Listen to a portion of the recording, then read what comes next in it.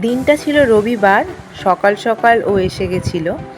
আমাদের প্ল্যান ছিল একটু কাছের এক মায়ের মন্দিরে গিয়ে পুজো দিয়ে আসার।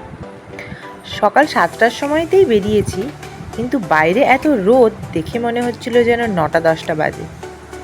যাই হোক, মেয়েকে ঘুম পাড়িয়ে দিয়ে দুজনে বেরিয়ে গিয়েছিলাম। অনেক দিনেরই ইচ্ছে ছিল, যাওয়া হচ্ছিল না। আসলে বেরোনো মানেই তো 2 ঘন্টার ব্যাপার, তাই না? ওই দিন ছিল এখানে বাজার বার। ভালোই ভিড় ছিল। ওই ভিড় ঠেলে এগোতেই মনে হয় 15 মিনিট কেটে গেল। বড় রাস্তায় উঠে সে এক আলাদাই আনন্দ। এই রাস্তাটা আমার বরাবর খুব প্রিয়। দুপাশে অনেক গাছগাছালিতে ভরা।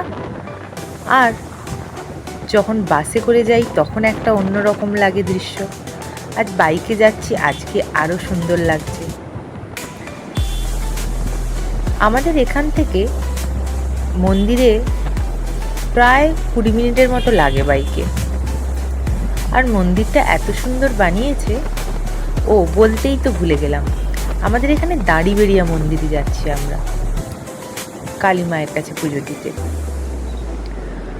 চৈতন্যপুর থেকে পেরিয়ে 15 মিনিটের মধ্যেই মন্দির। এটা মহিষাদলগামী রাস্তা। চলে এলাম মায়ের মন্দিরে। অনেক দিন পর সামনে থেকে দেখে কি যে ভালো লাগছিল, কি করে বলবো। বাইক থেকে নেমে একধারে রেখে চললাম পুজোর ডালি কিনতে। সামনেই ছোট ছোট কয়েকটি দোকানের মধ্যে এই দোকানটি পুজোর সব সামগ্রী পাওয়া যায়। আপনারা গেলে আপনাদের যেরম পুজো দরকার সেরমভাবে আপনারা নিয়ে দিতে পারেন। কি সুন্দর করে সাজিয়েছে না ডালিটা। এটা মনে হয় 200 টাকার ডালি ছিল, 100 টাকার ছিল, 200 টাকার ছিল, আরও ছিল অনেক। আমি ওকে বলছিলাম, এখানে কিন্তু আমাদের আসা দুজনের একসাথেই প্রথম। আলাদা আলাদাভাবে এসছি বিয়ের আগে, কিন্তু এভাবে একসাথে কখনো আসিনি। যাই হোক, অনেক দিন পর পুরনো মন্দিরটাকে দেখে খুব সুন্দর লাগছিল। এখানে একটা টুকনে নাম লিখে প্রসাদের মধ্যে দিয়ে দিতে হচ্ছিল। এই দেখুন, কতদিন পর দেখলাম। মায়ের মুখটা দেখলেই যেন মনটা ভরে যায়। খুব সুন্দর করে সাজিয়েছিল সেদিনকারও। আর সকালবেলা গেছিলাম বলে চারিদিক প্রথমের দিকে ফাঁকাও ছিল, কিন্তু দেখতে দেখতেই ভরে গেল। সবাই প্রায় পুষ্পাঞ্জলি দেওয়ার জন্য এসেছিলেন। আর পুষ্পাঞ্জলিটা বেশ ভালোই দেওয়া হলো আমাদের, একদম কাছ থেকে। একটু ঘুরে ঘুরে দেখা যাক মন্দিরটা।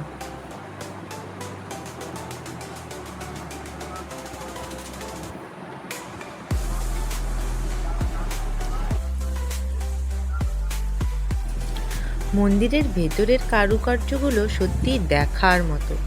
চারিদিকে ঘুরে ঘুরে দেখতে কত গল্প উঠে আসছে, পুরাণের, মহাভারতের। দেখতে খুব ভালোই লাগে। অনেক রিকোয়েস্টের পর ওনার সাথে কয়েকটা ফটো উঠলো। একদম ফটো তুলতে চায় না, ক্যামেরার সামনে আসলেই গোমড়া মুখ করে নেয়। এখানে আমরা প্রসাদগুলো গুছিয়ে নিলাম, ব্যাস। তারপরেই বাড়ি ফিরে চলো। বাড়ির জন্য একটু দই নিয়েছিলাম আর একটু মিষ্টি নিয়েছিলাম। তারপরে এসে গেলাম আমার পুচুরানির কাছে। বেচারি অনেকক্ষণ ওয়েট করেছিল আমাদের জন্য। এসে বাবার সাথে একটু রাগারাগিও হয়ে গেল। তাহলে আজ এতটাই। আবার দেখা হবে অন্য কোনো দিন। টাটা।